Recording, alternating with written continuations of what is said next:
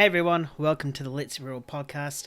I'm Nayan, your host for today's episode, and on this show we'll be covering the delay of the Batman 2, the first reactions to both Civil War and Fall Guy, Scarlett Johansson potentially being in Jurassic World 4, and Ari Aster's next film that he'll be directing.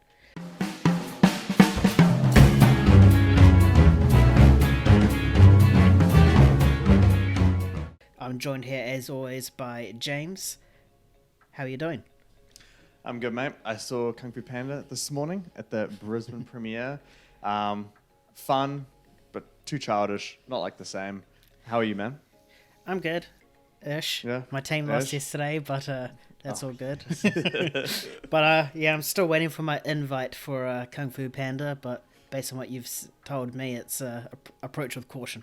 Yeah, don't look forward to it. But for some reason, it comes out in April for New Zealand, so that's tough. We always get the short end of the stick. Anyway, we'll jump into this podcast now, so sit back, open up a cold one, and let's get into it. So, the Batman Part 2, directed by Matt Reeves, and it stars Robert Pattinson, was supposed to come out in 2025. 2025 is already a stacked year, and now news has come out that it's been delayed from October 25 to a whole year, October 2026, sadly.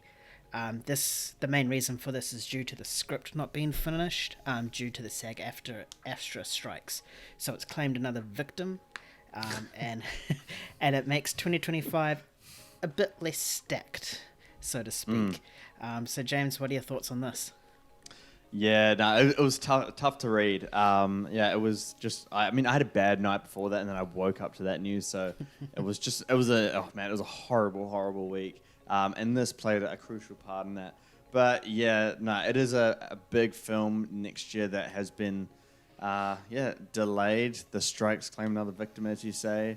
Man, the Batman Part 2 is one that I was really looking forward to, I don't know, my most anticipated for next year. I got to see all the films all out together, but the Batman will be right in there for that number one spot for me, and definitely for you too. No, definitely. Yeah, man, it is big. I think 2025 still remains heavily stacked and has loads of potential, but this is one of those big ones that we're going to change everything. But when you think about it in terms of DC, I get a little bit of sigh of relief. I'm like, okay, and then we can just kind of focus on Superman Legacy and starting James Gunn's DCU, his chapter 1 called Gods and Monsters. So it'll be good just to have that film being the only kind of DC focus for the year. And I think that's kind of what it needs. And, it's hard to complain about this because it's to make the script better and to take its time, and that's a good thing. You don't want anything rushed. If we've learned anything from Hollywood, any kind of production that's being rushed, it doesn't end well at all. I'm heavily looking forward to it. So if it takes them another year to polish it up and get it right and make it as good, if not better than the first one, I am 100% on board for that. You're a big Batman guy, as you can see in a little bit of your background there. How did you react to this news? Same as you. I can't remember when I saw it. It definitely wasn't the first thing in the morning. I think it must have been when I was on lunch break and I just opened up my phone and I saw it and I was like, nah, it's lying. I was like, Googled it and it was true and I was like, fuck's sake, god damn it. I was so excited for that. It probably would have been my number one. Just because the first one was so fantastic and the first one was my number one. It's like, big Batman fan. It's pretty much a bias that I have to have it as number one. Yeah, he has to have it. Yeah, have to have it. But at least it's an easy number one for 2026. But yeah, so I was a bit sad on that, but it's good. It gives Matt Reeves time to finish the script rather than being pressured by the studios to finish it and direct it and post-production product it as well within a year and a half. So it's good. It gives him some more time and he can really flesh out that script of his and stuff like that. Completely on board with you in regards to your comments about how we can just focus on one DC film next year. Because the Batman was actually touted as an Elseworlds sort of storyline where it's not connected to the major DCU. Yeah. So if Superman released and then the Batman released, people would be like, oh, cool, they're in the same universe. And Yeah. everyone will be talking about that when actually it's not. But then we could have had our next Barbenheimer, you know, we could have had the proper Batman vs Superman of 2025. Only if they release on the same weekend, which would be an insane move for them to do. There's an idea.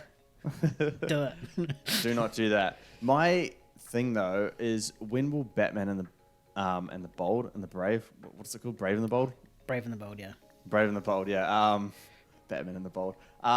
When, because I would imagine that would be like one of the next kind of big movies in this new DCU era, and so my obviously prediction would be 2026. I guess it's because you can't have two Batman movies come out in 2026, right? That's that'd be very confusing. I think James Gunn is smarter than that. He'll probably do 27 or 28. He still needs to write the script. He's said that the script hasn't been written yet, and he still needs to cast. So, really? Does he still need to write? I mean, is he writing it, or does it just need to be done in general? Just needs to be done in general, I'm pretty sure. Oh, right. So, yeah, there's still a lot of work to do on that, and plus they cast the new Batman, and along with Robin as well. So it is a little bit odd that the whole kind of slate was announced, but we've only been getting Superman updates, and I guess a little bit of Supergirl. I imagine Supergirl will be the next film, or the next, like, I guess, major project coming for this DCU. There's just nothing else being done. That could be 2026. I could see that coming out 2026, and then probably Batman 27 or 28. You still got the little TV shows, or I think it's TV shows or whatever, the animated ones, and Creature Commandos coming out as well. We got castings for that as well. So yeah, that's one thing I don't like about this slate is the fact that it's mixed in with a bunch of weird TV shows.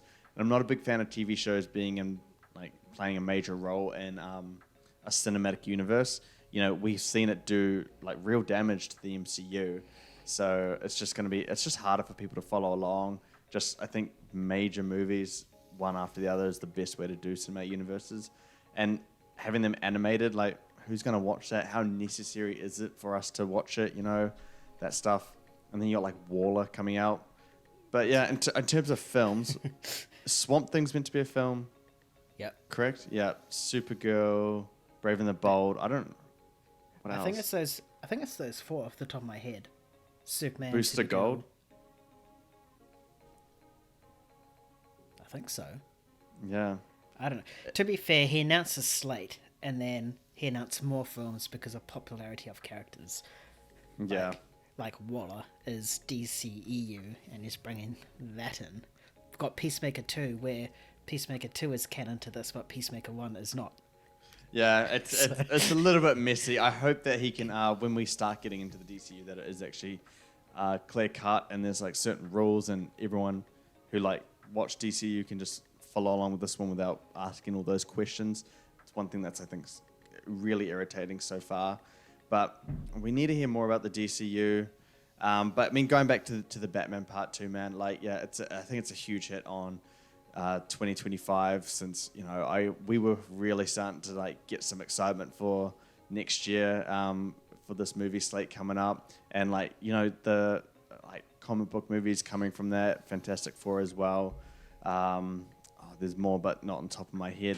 So it was going to be a really great year, but still is. It's just now we got some extra juice for 2026. Yeah, I guess it's also a blessing, because I always said how stacked it is. Like, are we going to have time to breathe? Well, looks like we can hold our breath until October and breathe in October.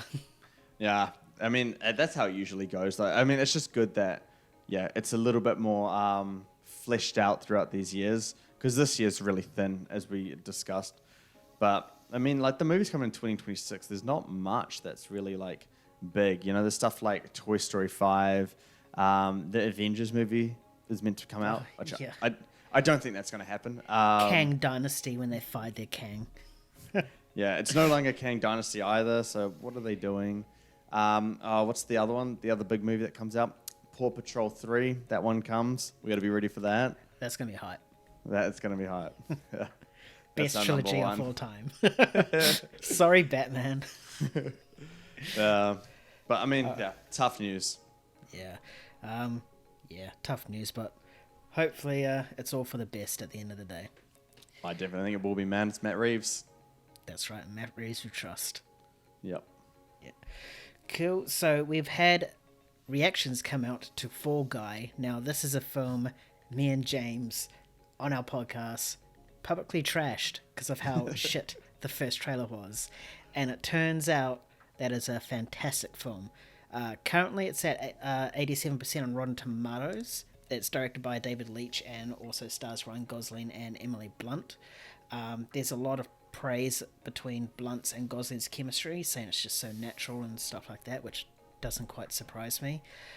There's been a few reactions that said it's a love letter to the film industry's stunt community, which is nice. It's sort of a side of the film industry we don't really hear that much of.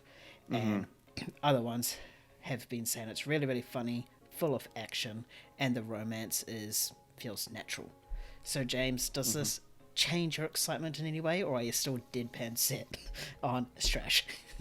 No, man. See, I am self-aware enough to see these results and critic reviews come in and be like, okay, I'm actually excited for it now. I'm not going to hold my ground in terms of my own opinion here, but boy, that first trailer. I mean, like, I'd watched that first trailer. I haven't seen anything else, just that first trailer. And I watched it with you and Kyan for the first time.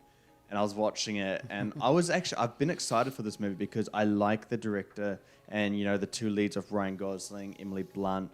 I liked them and I liked the concept of the movie. So I'd heard all about that. And so I was looking forward to the trailer. And then watching the trailer, my excitement visibly became massive disappointment. It looked unfunny. It looked like a kind of a cool concept that didn't look like it was going to be done any justice at all. And it just kind of looked like, Emily Blunt and Ryan Gosling had, taken the money bag and just gone into a role that would have been easy to do and stuff. But and then I heard it was debuting at the film festival where it debuted, and I'm like, maybe there's something special in this movie. But I was never gonna, because that trailer just set like such a sour like taste in my mouth. Yeah, man, it was it was like a hard trailer to watch almost. I think it didn't come on my least anticipated, but it was damn near close. But yeah, no, these are massively surprising. I am actually quite excited now because I love what Emily Blunt and Ryan Gosling are as actors. I think they do such great jobs in their roles. They have a ton of chemistry, so I hope that translates to the screen, as we're hearing a lot about as well. And you are right with the stunt community; it does not get much attention or focus or even love or recognition. Something that's been touted about in terms of awards and categories recently. So it's nice to get that kind of side of Hollywood under the spotlight for a little bit. And the fact that it's genuinely funny, it might be the biggest surprise of them all because it looked genuinely unfunny. It looked really bad. And like, that's my personal opinion there. The romance didn't look like there was going to be much. So this is a major, major surprise, but I'm very happy. I love when I'm proven wrong, when I'm not looking forward to movies. It's always something that's like really nice and it just shocks you, but you're never really like mad about like, damn, I was wrong. That was going to be, I thought that was going to be bad, but I was wrong. I'm not ever mad. I'm just happy that it is actually very good. And the fact that, the Rotten Tomatoes score and the average score for it is actually really high.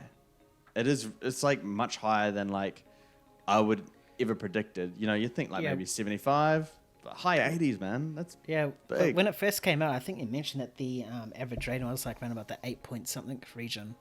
I think that's 8.2. Yeah. Yeah, when it first came out, it could have changed now. It's been a couple days since. Yeah, it's 7.9, which is still like really high.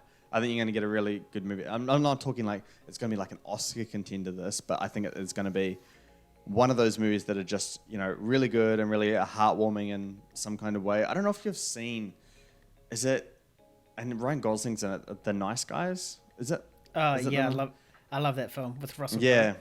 Yeah. I feel film. like It's so it'll good. have some kind of like similar vibes to that. You know, just a good classic comedy movie with a bit of like rom-com side to it. Yeah. Yeah, for sure. Unfortunately for me, I had it in my least. It was my fifth least Oh, it was anticipated you film. that had it. Yeah. I remember somebody did. Yeah. It was me that had it, so I think I'll be eating my words now. But Don't trust this man when it comes to most anticipated, least anticipated. It's just, hey, sometimes I strike and sometimes I absolutely don't. the track record is not good. I just like to be the wild card, you know? Just, you know, if everyone's just so, like, generic and basic, I'm just there with my fucking wacky on wild shit that it was like, what are you smoking? Yeah. Well, I need to go into your least anticipated for this year and then just start getting excited for them because I know they're going to be good. I forgot what your other ones were, but I'm going to go after this. I'm going to go and find them. Okay, so get get excited for Madam Web when you watch it. Get excited for Garfield when you watch it. Madam Web. I haven't even seen that yet, and I don't think I even will ever see it. I think I'm gonna watch it for the meme, similar to what I did with Morbius. Like I still haven't watched Morbius yet. Yeah, I just watched it for the meme. Like background. If you're having a bad day, you just want to laugh, chuck it on. Chuck it on. Yeah, I mean, Sony has to deal with Netflix, so it'll be on Netflix soon enough. It made no money. It's awful. Might as well Absolutely get some tragic. views somewhere. But Garfield Garfield has real potential. It does, and you're a big advocate for not liking Garfield. I'm pretty sure. I'm pretty sure you hated it more than me. Yeah. So hey, Chris Pratt could come in strike again. Yeah. Anyway, back to Fall Guy.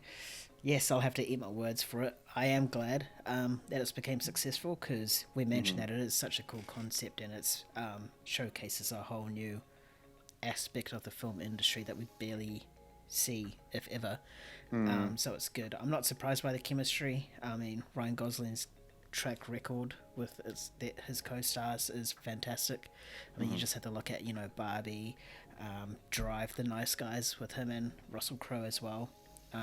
It's just all fantastic. So it's good to see that they have that. And if anything is to go by, just look at their chemistry when they did that announcement at the Oscars. Like the banter was just back and forth. Might have been scripted, but the delivery was still great. Yeah, for sure. So yeah, I'm really looking forward to this. I like it how because usually it's either comedy, action, or romance. But it's nice to see that we have these three elements like nicely balanced. Where one's just not dominating the other, and then the other two is just crap. Yeah. So it's nice to see that this film balances all those aspects quite nicely. So I'm actually looking forward to it now when it comes out. Yeah, and I'm honestly glad that the romance is in there because it's been touted as a rom-com. I'm like, dude, is the rom-com back? Remember we went on an absolute rant after Anyone But You during that review, being like, the rom-com needs to come back because they've absolutely killed it, and it's just fun to have this kind of what we call as a palate cleanser, just something you can just sit back and just kind of enjoy without like overanalyzing it. And yeah, this one, it's a rom-com at its heart, so I'm glad we're getting a little bit of that romantic comedy side coming to more movies. It's well needed and well overdue. There you go, back-to-back examples of if you do a rom-com right, it'll be successful. Yeah, well, Anyone But You did really well at the box office, I believe. Yeah. I think it started off slow and then it kicked it kept carrying on. Yeah, made like over 200 million worldwide for not bad for a 25 million budgeted film. Yeah, So, hell yeah. yeah. Get ready for Anyone But You too. No. Stop that. All right, so Fall Guy is not the only film that had reactions to it. We also got reactions to Civil War. It's Alex Garland's next film, and it stars Kirsten Dunst, Kaylee Spaney, and Wagner Moura. There has been a whole lot of praise on this film. They've gone on to say it's a modern-day masterpiece with flawless cinematography. It's gripping from start to finish. It's haunting, thought-provoking, and there has been a huge amount of praise on Kirsten Dunst for her performance in this film. So, James, I know I had it at number 8 on my most anticipated. I can't remember where you had it. You might be able to remember, but I also know that you were excited for this film as well. Does this just make you even more excited? 100%. Now it gives me some reassurance about being excited for it. You know, that's also one of the best feelings is when you're super excited for something and then the reviews come out and you're like, fuck yes, now I can be even more excited for it and know I'm going to get something good. This is exactly what I'm having with Civil War. I can't remember my list. I didn't even know where my list is, man. Like, I don't know. I don't know where I put it.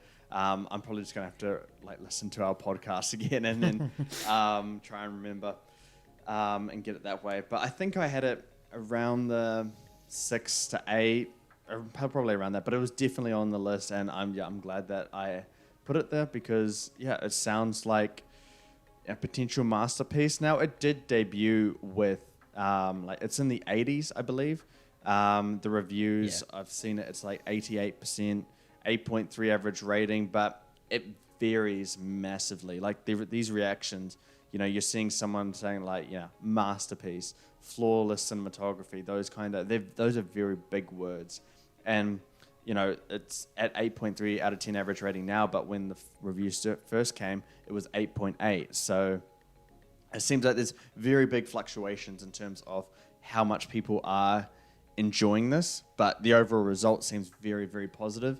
And that's the most surprising part for me, is that it's mostly on the really good side of things, because this is a movie that is, or appears to be, highly political.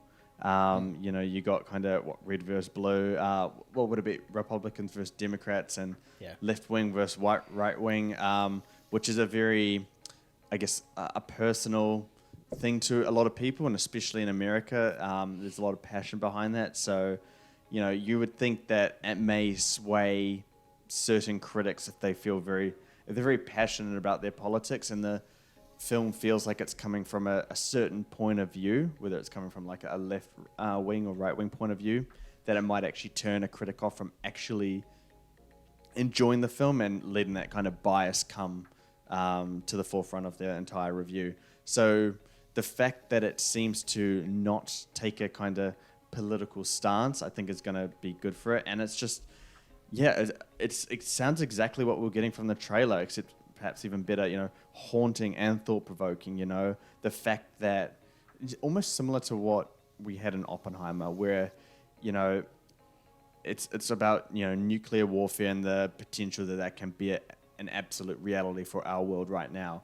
The fact that Civil War feels like that it can be a reality for America is scary, and I hope that this movie actually kind of lets us into that light a little bit, and just to see what or how that would go down. But the other things I've heard about this movie, man, is the technical side of it, just amazing, like really intense. It gets you just like it's just an absolute thrill ride from start to finish. And I love those movies, you know, when you just get like hooked and sunken really fast, and it's stressful for like the entire time, and then the credits roll, and you're like, oh my god. And you just need like a little bit of a moment to breathe and like catch up with your breath, and like, whew, that was a movie. I hope it's that. Yeah, the last film that I recall that happened to me was when I watched Silence of the Lambs. I think a couple of years ago. Like, I was just hooked. I was sweating. I was watching it here in my room. Yeah. And I was just sweating. And then by the time they ended, I was like, the hell? I like got up, walked downstairs, came back up and messaged James. I was like, holy shit. Good recommendation. Oh, no, that movie's a great movie. But yeah, I'm highly looking forward to this. I can't wait for this. I actually don't know when. I think it comes out in April, fairly soon too. So the fact that I don't have to wait 7 months or till 2027 for an Australian or New Zealand release date is a really good thing. I'm in New Zealand, so I might have to wait those 7 months. How pumped are you for this movie now? Oh, I'm absolutely pumped. I mean, when we watched that first trailer to you, we both like heaped a lot of praise on it. I'm really excited for it. It's on my top most anticipated for a reason. All these comments about how it's haunting, it's intense, it's thrilling. You could get that from the trailer, you know, that one scene with Jesse Plemons' character. He's in it as well, by the way. Yeah. Where one of the guys says, I'm American, and Jesse Plemons just says, what kind of American? And it's just silence. Like, they cut the music and stuff. Like, it's so good. Yeah. Like, from pretty much that scene in the trailer alone, you could see what direction this film was going to go.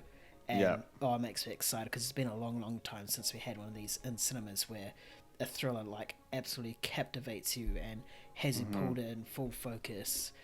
So I'm really looking forward to this experience with my heart trying to get out of my chest, and sweating and whatnot. So I'm really excited by this, and the fact that Kirsten Dunst is getting a lot of praise as well. We know that she's a fantastic actress, but we haven't seen her recently, or she has done stuff. It's been in very, very small, minor films.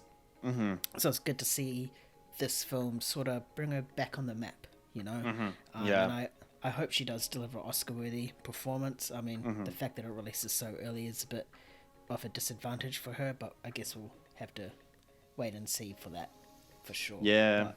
I think it will be a disadvantage when it comes to Oscars, but we've seen this plenty of times, movies releasing and dropping at the film festival specifically.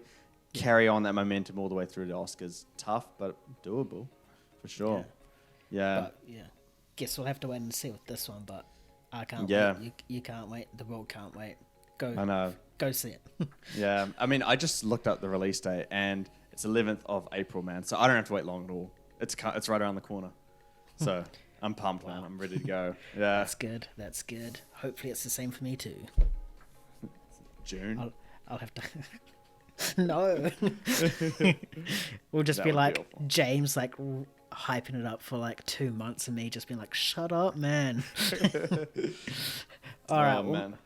We'll move on to some dinosaur news, which is Jurassic World 4, which apparently is a thing now, considering Jurassic World Dominion was supposed to be the end of the franchise. But it's all good. I'm not complaining. I like dinosaurs and I like Jurassic Park, so I won't complain. So right now there's been very minimal information on this. All we know is the director, Gareth Edwards, and the writer, David Koepp, one of those two. Yeah, he is the first writer he was the original writer for Jurassic Park 1, and Jurassic Park 2 as well, and then he left, and now he's coming back. But the big news in regards to this is that they have approached Scarlett Johansson and offered her not just a role, but the lead role in this film. So James, what do you think about this news, that they are offering her the lead role in this film? I'm very conflicted with this movie for a bunch of reasons, and this would only add to that confliction because, you know, the Jurassic World, the first one was great, super entertaining, a great, big screen experience, but the other two after that were just almost abominations. It was just really terrible. I've watched them once for a reason, never approached them again, but I've seen the first one a few times because I think it's just a ton of fun. So my faith in this franchise is not high at all. But Gareth Edwards to direct, and David Koepp who wrote the first one, is very intriguing to me. Gareth Edwards he did The Creator most recently, and Godzilla 2014. Yeah, and I think he did Rogue One as well. And I really dislike Rogue One. But what did Rogue One do well? It captured, the scale and the beauty of this other side of Star Wars that we'd never seen before. Godzilla, man, has one of the best sequences in a blockbuster with Godzilla, and that's the parachuting down and the flashing strobe effect, just seeing this giant monster. And it's done so well. He really puts you in the shoes of the human characters and shows you how grand and magnificent other things are. We saw that in The Creator as well, with that giant spaceship with the beam thing as well. He just knows how to really capture scale. And what does Jurassic Park need the most? It needs to be able to capture scale. It needs to be able to show these dinosaurs as being terrifying. I think that's what works so well in the first Jurassic Park, is that it's super intense. You're really terrified for the characters, just because of how terrifying they are. But then you move to Jurassic World 3 and some little bug is the most scary thing on it. And it's triggering to Nan, but triggering to me as well, because I just don't like those movies. But I think Gareth Edwards is the right choice. He can capture it on a visual level, and David Koepp can help keep the characters, developed and get them like to be a little bit more complex and not just bland. Now, the fact that I have no faith in Jurassic World or the franchise in general right now, but you got those two to do it, I'm conflicted whether to be excited or not. I'm just in the middle. You add Scarlett Johansson as the lead role, and if she accepts and takes it, I'm gonna be excited, man. I don't know if it'll be in my top 10 most anticipated, but hey, there's a spot vacant. The Batman just left it, so I don't know. Maybe Jurassic World takes it because Scarlett Johansson is an absolutely awesome action star, and she can really ground herself in the role, and she's just really good at being. I mean, I don't know how to really phrase it, but just getting in amongst the action and being a really compelling person amongst that. Bryce Dallas Howard is kind of that person in the first 3 movies, and she did a really good job as well. So I think Scarlett Johansson is better at it and will just be far more compelling and is a better actress, despite the fact that I do love Bryce Dallas Howard a lot. So, you know, we've seen the movies that Scarlett Johansson does. She's done some stuff that is questionable, but a lot of her stuff that she chooses is really, really good. Whether it's, you know, great franchises like the MCU or little stuff like Marriage Story, where she's just absolutely flawless in it. So the fact that she's picky, the fact that she probably could get any movie role or nearly any movie role that she wanted because she's so highly regarded, it would give me a lot of faith in this movie. I would start getting quite pumped for it. But you are more of the Jurassic Park fan than me. I really want to know where you would if you would be excited for it, because I know those last couple of Jurassic World movies did really let you down. So where would you fit in if she was to sign on? More than let me down, it destroyed me. Especially the last one, because I was so excited because, you know, the original cast was coming, the core cast, and then the big bad was not the Giga whatever Saurus, it was Lucas's. Like, I would never get over that. Like, that is just the dumbest fucking plot idea ever. Awful. But I think the reason why this film is existing is to right those wrongs. Mm-hmm. Or at least in my mind, that's what I'm trying to justify it as. Gareth Edwards, I really liked him in Godzilla. I think he did a fantastic job capturing the scale of Godzilla, and as you mentioned, that halo jump scene was pretty much flawless. So good. David Keope as well. He wrote the first two. Jurassic Park and Jurassic Park 2, Lost World. Jurassic Park is obviously the best one, but Lost World, it wasn't that bad. It wasn't as good, but it wasn't that bad. So it does restore faith that they're trying to probably get back to the roots of Jurassic Park, which is dinosaur versus man, or in this case, versus woman. Because if she does accept this role, this is the first film where a female actress is a lead in a Jurassic film, which is awesome. And Scarlett Johansson is a fantastic actress, as you said. She can capture or act fair so well. We saw that in Avengers when Hulk was, you know, going off his nuts, and she was just there like scared trying to hide.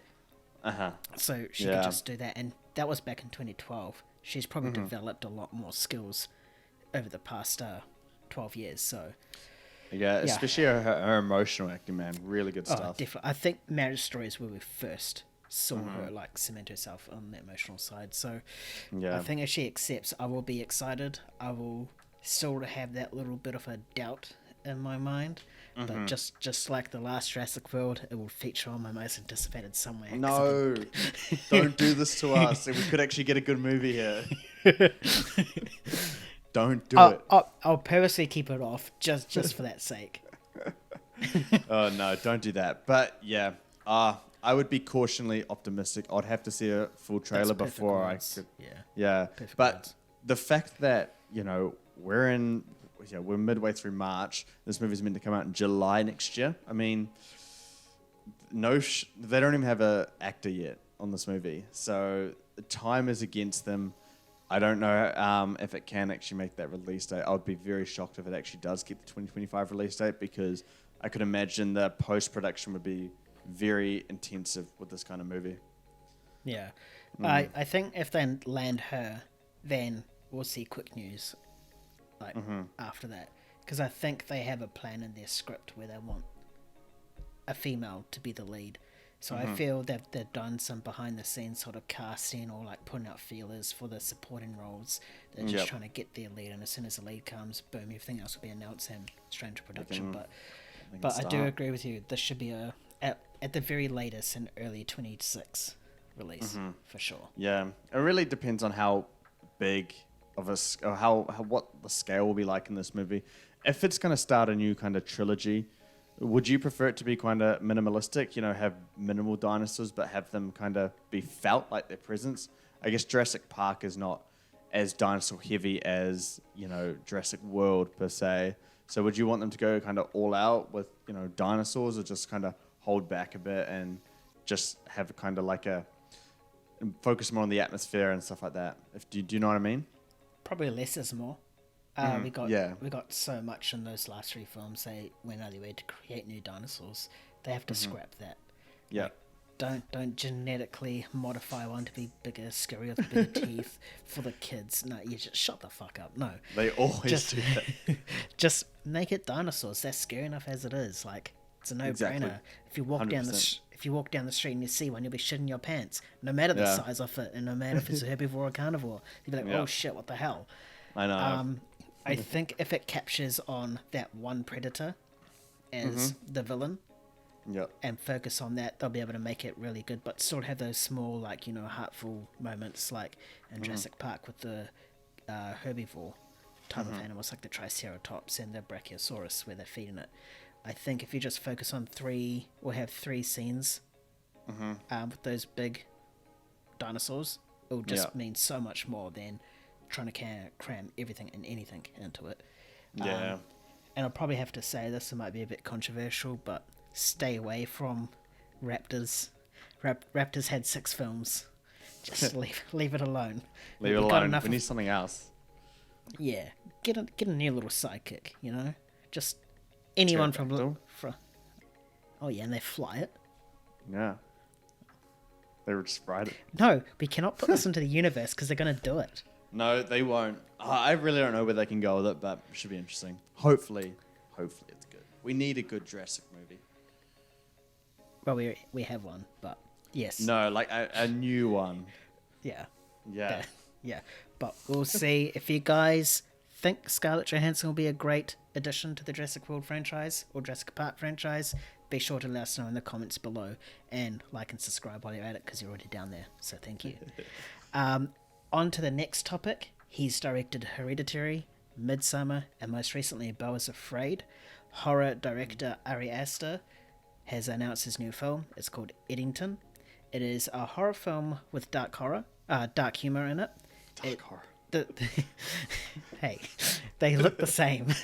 The cast here is quite stacked. Like, there's no denying it. We've got Joaquin Phoenix, Emma Stone, Austin Butler, Pedro Pascal, and that's just some of them. There's a whole lot more. I just can't list them all here because we'll be here all day.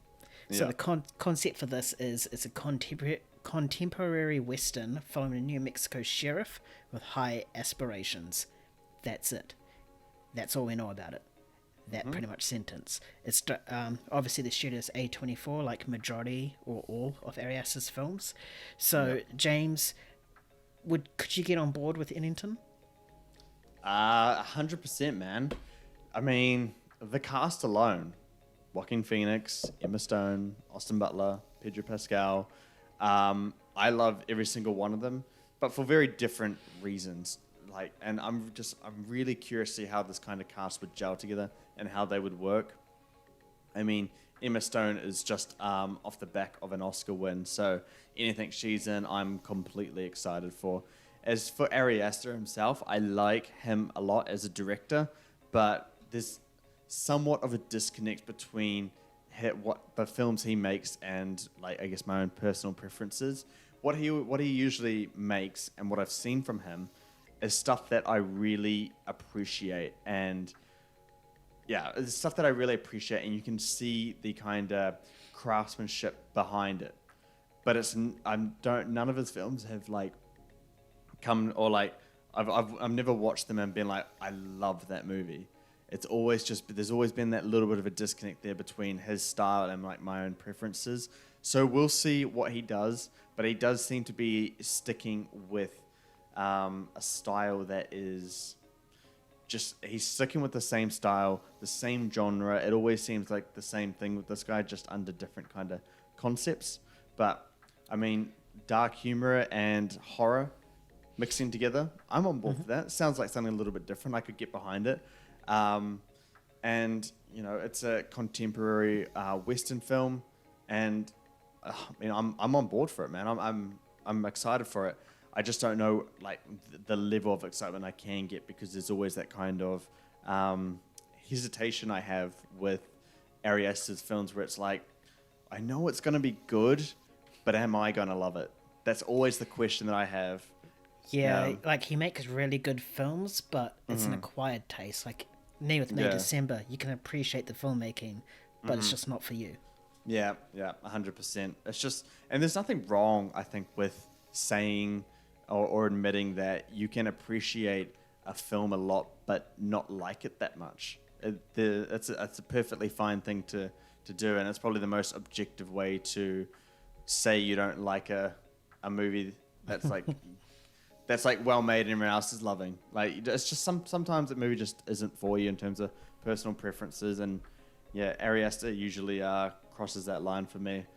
Because I haven't seen Belle's Afraid, but I have seen Midsommar, and I couldn't really come out of the movie saying I loved it. It looked good, it kept me hooked, but it's not a movie that lingers with me. Hereditary is the same. I really liked it, but yeah, I'm still waiting for that Aster movie that's gonna really stick with me, because he's got it in him for sure.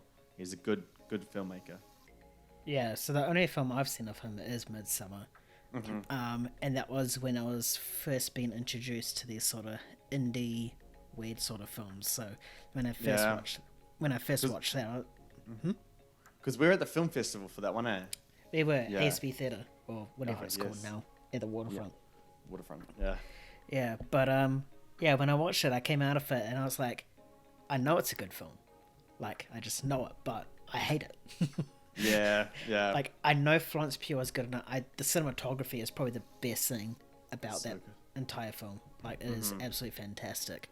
But it was just too out the gate for me that I didn't like. I haven't seen Hereditary. It is on my list, and I do want to see it quite a lot. That's good. I do know that Bro is Afraid is not a horror.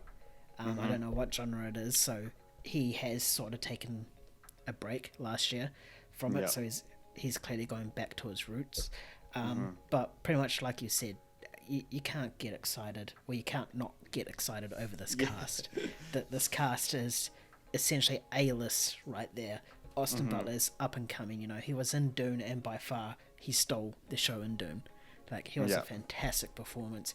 Pedro Pascal, he's on the rise. Emma Stone just won another Oscar. She is just in her prime, and Joaquin Phoenix is just safe as money, you know. You just know you're going to get a good performance from him.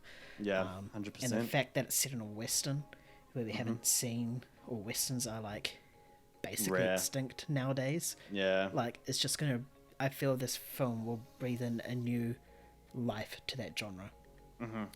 Like, it's going to put the showcase back on Westerns, and everyone will fall in love with it. I'm sure as more details come out, and more promotional images, and potentially a trailer, or even a release date, we can start getting better thoughts and seeing where this film is going to head towards. But until then, I think this is just one to keep an eye on for now. Yeah. And definitely get excited. Definitely get excited over that cast. Like, is there any details on release date, or any indication? No, not from what I could see. I just know that it's his next one. So, I would imagine this is a next year movie, just based on the way how independent films kind of come. Yeah, and the way he kind of works. Yeah. Especially considering he's got the title, cast, and plot. Like, you'd feel it'd be fairly soon, 2025 at the latest. And shorter shoots, all that kind of stuff. So yeah, if that gets into 2025, man, the year keeps getting better and better. It's just trying to replace the Batman at this point. Not doing a good job. Come on, we need something better than that. No. Yes, it does.